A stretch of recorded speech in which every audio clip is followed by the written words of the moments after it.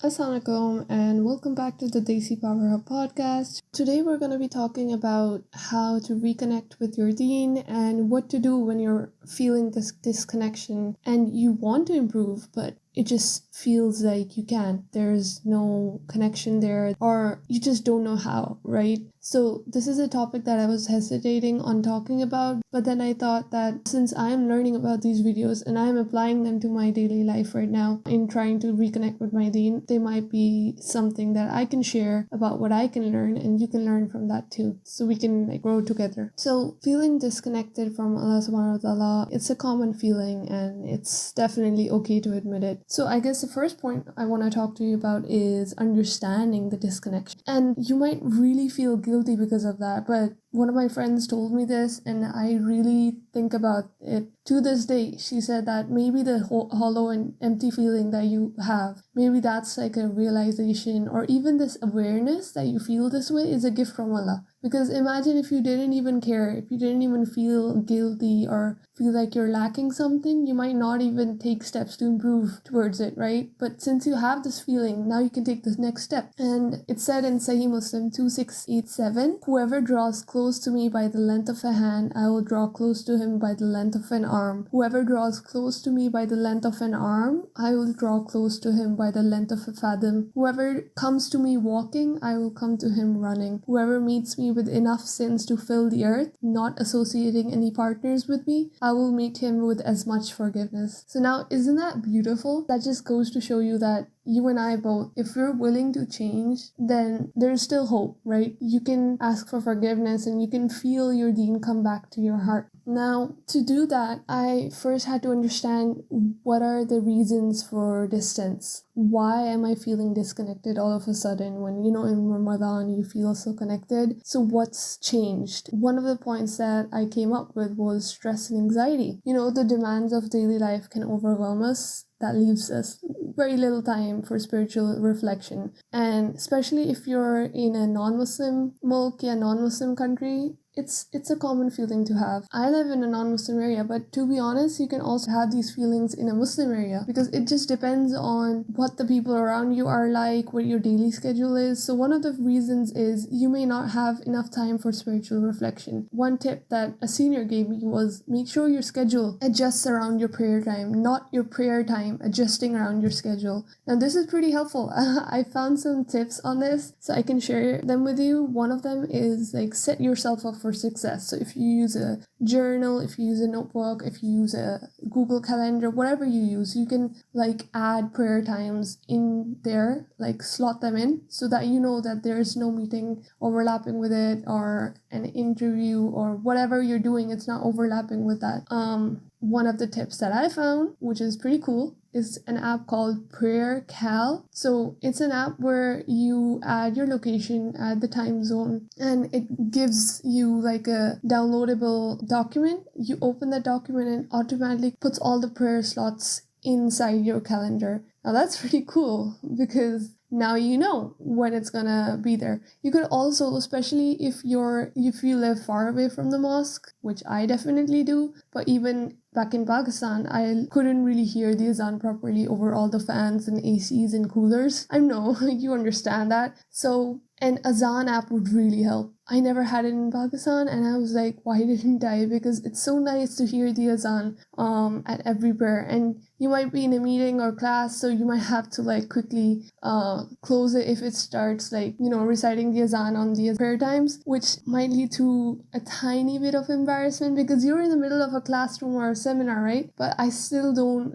mute it because I know that that's still a reminder for me, and so I keep it that way. So that really helps. The second thing is have a designated setup with you. For me, I always carry a prayer mat, and because I don't know, for some reason phones are now coming up with no compass, and so I keep a compass with me and a prayer mat with me, and that prayer mat has been my best friend for so long. It's so amazing. My entire family has prayed on that prayer mat. I have prayed with that prayer mat in Makkah, in Medina, on airports, on the beach, in the mountains. I have made memories with that prayer mat, and I really love it. And the third tip that I have for you, it's try to stay in a state of wudu. Okay, so here hear me out on this. I know when you're outside, especially if you're like me, if you wear a hijab or something, it can be challenging, especially if you have joggers on, right? How do you perform wuzu, especially if you're in a non-Muslim country? Well, it's okay to wipe over your socks. I know a lot of Muslims are like, is it? But wiping over your socks is like a sunnah that has come from the Prophet of Allah, and it is said that it is better for the one wearing them to wipe over them rather than taking them off to wash his feet. So the evidence for this is in the hadith of Al-Mughira, who said that the Prophet ﷺ made wudu this way, and Al-Mughira said, I moved to remove his khuffain, and he said, leave them, for indeed my feet were in a state of purity when I wore them. So he wiped over them. So if you have performed your wuzu in the morning and wore your socks after that, you can wipe over them for 3 days before you have to take them off and then, do the regular wuzu. So this is really helpful because I just loosen up my shoes, I just do that, and I'm in a state of wudu. So whenever you use a bathroom or whatever, try to perform wudu instantly, because you're gonna get lazy afterwards. This really, really helps, because now it kind of cuts the task in half, and you just need to pray. You don't need to go and perform wudu and take 10-15 minutes off over there. Another tip that really helps is have a designated prayer area in your home, beautify it, and also when you're going to pray in your university or workplace, have a prayer area. You are given the right to ask for a prayer area. I'm not sure if you live in China. I've had a senior who said that it was quite challenging, but people are always ready to help. So you can always ask around, tell them, I need to pray 5 times a day. Is there a space where I can go quietly and pray? Or even if you don't have that space, just find a corner, put a chair or a backpack in front of you and just pray, right? As long as you know where you're gonna pray in each building or wherever you are, it's gonna be really helpful, because you don't have to start looking for places when the azan calls for prayer. If you do it beforehand, then you're ready for when the prayer time comes. So that's a big tip. I have a prayer area in my home. I usually use perfume on it, so it's nice when I'm there. And I usually have a prayer mat in my workspace, so whenever I go to my university and stuff, there's a prayer mat over there. I just use it, and it's a lot more convenient. And I also have one in my backpack, which is the foldable tiny kind of prayer mat, so I can put it on in my backpack, in my hoodie pocket, in my regular pocket. So it's really small and convenient because I can take it anywhere. So I have 3 prayer mats or 3 different places, and that really, really helps. The second major thing I came across, so first we covered how stress and anxiety and daily life could overwhelm us. The second thing would be sins. So I didn't realize how big of a deal this could be, right? Because some of the lectures, actually a lot of the lectures I saw, they said that maybe it's just sins that you haven't been taking account of that's making you feel distant. Like, I heard this very powerful thing that's like also pretty scary, that it said that if you're not waking up for Fajr, don't think that, you might be doing something wrong only, which is also true, but think of it this way, that maybe Allah Ta'ala doesn't want you to get up, or He's not sending angels your way to wake you up. Because some people, they are regular in their prayers, and they're really good, and they work towards their Deen, and somehow they always wake up. Even if the alarm clock doesn't ring, they wake up right before sunset or right in time for Fajr. And maybe, you need to think about that. Maybe you need to pray to Allah Ta'ala, like, please wake me up for Fajr. And when you honestly pray, then you'll be shocked to find out. And I found out this a lot of times too, that the next day something happens and you're always up for Fajr. So the main reason might be that these little sins, like they accumulate. It might not be some major sins, but even like, watching ads and then seeing something that is indecent, or listening to music unintentionally or intentionally, or even being disrespectful of others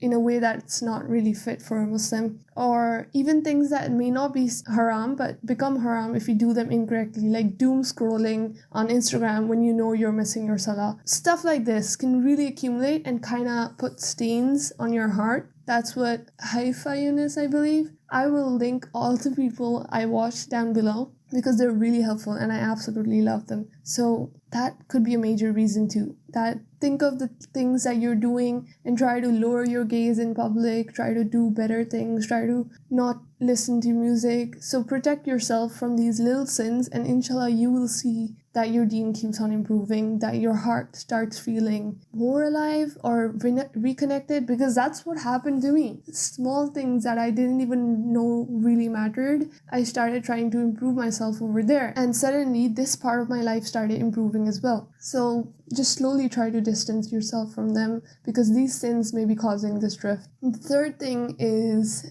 doubt and uncertainty. So questioning our faith or struggling with religious concepts can lead to feelings of disconnection, and we all know that Islam is like a religion of knowledge. So if you stop thinking critically and learning, then you may end up just losing it, right? Has anyone ever told you that? Like, the miracle of Islam is the Quran. It's how amazing the Quran is and how beautiful it is, and even the grammatical structure. Or if you watch some Namali Khan videos about the Quranic gems, you will be mind blown by the complexity of this book. So Islam is one of the only religions that constantly asks you to think. And if you stop thinking, if you just dumbly start following something, then that's where you will end up losing it. Now, I'm not saying think of it as doubt. I'm saying think of it as an intellectual. Try to understand different things, understand different concepts, understand the hikmah behind it. And the first thing for that is, well, watch khutbahs like Abdullah Uduru. I really like him. Numan Ali Khan, his lectures are also really awesome. Dr. Haifa Yunus, oh my gosh, she's amazing. And obviously Yaqeen Institute, Umar Suleiman. Like, they're really good sources, and if you're comfortable with English, you can watch them in English, or if you're more comfortable in Urdu, Arabic, whatever language you are fluent in, you can watch them in that. So these are really needed for regular spiritual boosts. And you also have to admit that sometimes you might find speakers who you might not totally agree with, and it's okay to not agree with them totally. You can respect them, but it's also okay if you don't totally 100% agree with them. That's something that Numan Ali Khan says, that he has been with speakers who he very passionately disagrees with some of their points. But as long as you're following the basics of Islam, Quran and the Sunnah, then you can look at different khutbahs, different lectures, and like learn from them, improve your faith, and just keep on growing. The more you try them out, the more you will find better ones. Because I know that this is a common perception in the Pakistani sphere, where we're hesitant to look at any Quranic translation or any lecturer, because we're kind of afraid that maybe they're preaching the wrong thing, or maybe they're not in line with our beliefs, and so we skip it altogether. But how will you know which is the right one when you don't even try to explore them? The more you try to look through different speakers, the more you try to learn about your deen, that's when you will be able to distinguish between what you think is warped or what you think is right? But if you never even go through them, if you never even study them, you can never really make that decision just by your intuition. So always try to prioritize learning. And the second thing is, always make it a priority to go to Jum'a prayer. Whether in a non-Muslim country or a Muslim country, always try to make it a priority. Like, I often think that I wasn't going to the mosque for about half a year when I was here, because it was very hard. I didn't know how to get to the mosque. But one day I was just like, no, I am going to go there. And I went there. My phone ran out of battery. It was very hard for me to get back. But I learned how to take the bus over there, because the place that I live, the buses are kind of very confusing to navigate. So once I got that done, I was able to go to the mosque regularly. And mashallah, like, I even went yesterday. Yesterday was a Friday, and I love it. Like, you start building a community in the mosque, and it's like one reconnecting. Like, you touch it throughout the week. Like, you go there, your Imaan gets rekindled, and you have the power to go through the next week until you go again on Friday. So that's very, very important. If you're in a Pakistani country or like a Muslim country, then obviously you might have a lot more options than I do. So you just look around, see which imam is very educated, see which imam's teaching style or like lecture style you like, which mosque is close to you but also is pretty nice, and you can always go there. But make it a priority. I know we might often have meetings or a lot of work. I know I certainly do. And I feel kind of horrible just leaving my work because everybody else is working, right? It's a non-Muslim country. But I know that it's just gonna take me 2 hours. So I make it a point to try to go on a weekly basis. And even if you're in a place where there is no mosque, like get 3 Muslims and just pray together. And if that's not even available, which I doubt, but sometimes things happen, just make it a special moment for yourself. Take time out, like go away from your workplace or regular life at like 12:30 or something. Prepare your prayer space, make it a special moment for yourself, perform ghusl, beautify the space, read Quran, and listen to an online lecture so it can substitute a khutbah, and then pray your Zuhr prayer, because I think Jum'a is only supposed to be prayed in congregation. But definitely, even if you have no other option, try to do this, because you need that boost of Imaan every once a week. So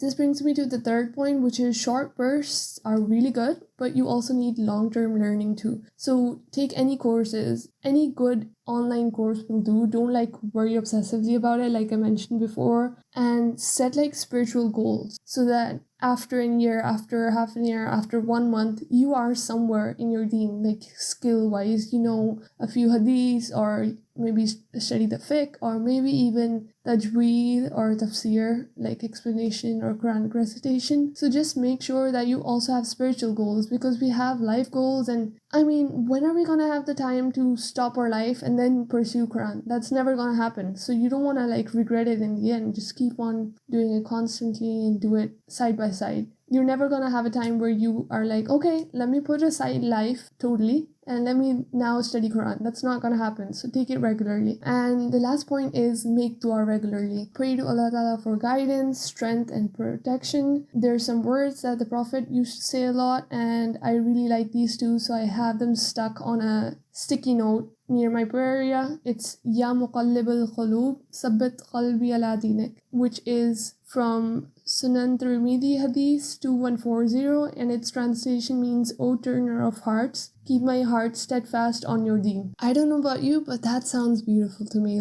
These are the words that the Prophet repeated often. So imagine when you're repeating it, you're not only performing a sunnah, but you're also making a dua that's just really beautiful. Keep my heart steadfast on your deen. That's what we need right now, right? And another point that may be is that you just have lack of spiritual practices. So you may be neglecting your prayers, Quranic recitation, or other acts of worship that can really weaken your connection over time. So be sure to prioritize prayers and regular recitation. So there are a lot of sins that people may do regularly, but they're still Muslims. They may be called bad Muslims, but they would still be called Muslims. But prayer is the only thing that once not performed, people are no longer classified as Muslims. So you know how they say that the only difference between kufr and Iman is prayer. So you know how they say that the covenant that distinguishes between us and them is prayer. So whoever leaves it has committed kufr. So that's how important prayers are. So we can't really disregard it. You can't be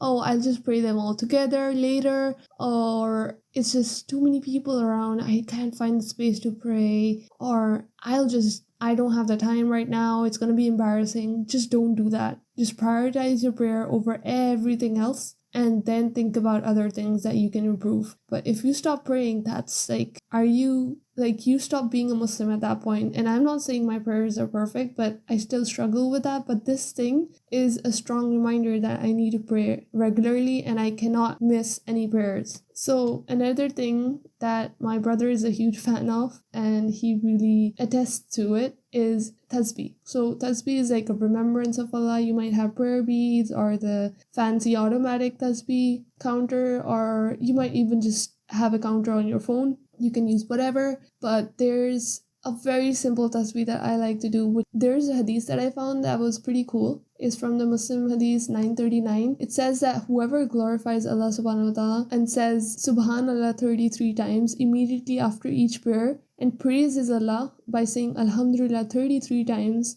and magnifies Allah by saying Allahu Akbar 33 times, this makes 99. Then to complete 100 says La ilaha illallah wahdahu la sharika lahu, lahul mulku wa lahul hamdu wa huwa ala kulli shay'in qadir. which means there is no God except Allah alone with no partner, and His is the praise, and He's able to do all things. His sins will be forgiven even if they are like the foam of the sea, which is like really powerful to me. So if you can't do any other tasbih, I would recommend at least doing this after your prayer or even once before you go to sleep. So that really helps. And obviously I mentioned connecting with the Quran. You can do this by reading a translation and practicing gratitude, which is really important. So it covers our spiritual practices component. So now that we understand some of the reasons why we may feel disconnected, let's now explore some practical steps we can take to reconnect with Allah. Like the things I mentioned before, you have to integrate them into your life one by one, right? But these are the things that you can start doing right now. So maybe first of all, start reflecting and introspecting. Take time to examine your feelings and identify the root cause of your disconnection.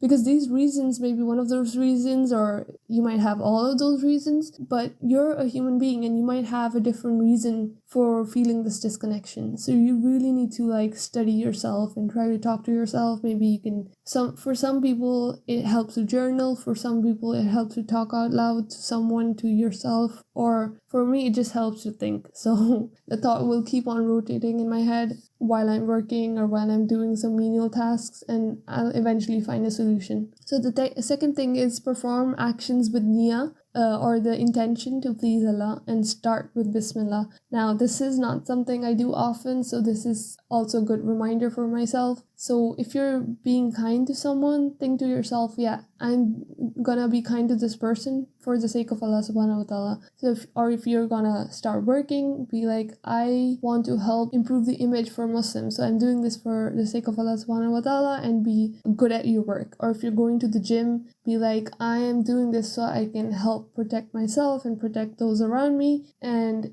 I want to care for the body that's given to me by Allah subhanahu wa ta'ala, because even that's like a responsibility on you to care for yourself too. And if you're overlooking faults, or you're overlooking anger, or even if you're going to sleep, you can be like, I am resting my body that's given by Allah Ta'ala so that I can perform better as a Muslim the next day. So these things will really help, because you keep on reminding yourself that, yeah, you're gonna do this for Allah subhanahu wa ta'ala and for no other reason. Try not to show off, because sometimes it gets hard to do these actions with niyyah, but also preventing yourself from showing off while you're doing them. So always like be mindful of that. Then third thing you can do is increasing your acts of worship. So make a conscious effort to perform your prayers regularly. If you perform all your prayers, try to pray them on time. That's something I'm working towards. And always reciting the Quran on a daily basis. Now this is something I often forget, but if you are engaged in a WhatsApp group, maybe that can really help. There are Tajweed WhatsApp groups where you get lessons twice a week, and then you improve your recitation, and over time, you see a really big difference, because your recitation really improves, inshallah. And engage in other acts of worship too. So there can be a lot of different ones. Maybe, download a PDF of the translation of the Quran, and you can make your little highlights over there and read through it, maybe one page a day. It really helps. Like initially you might have to feel like you're forcing yourself to sit down and try to feel connected, but slowly that connection starts growing, and then before you even realize it, you start feeling in love with everything again. And then the fourth thing is connect with the Quran. So this is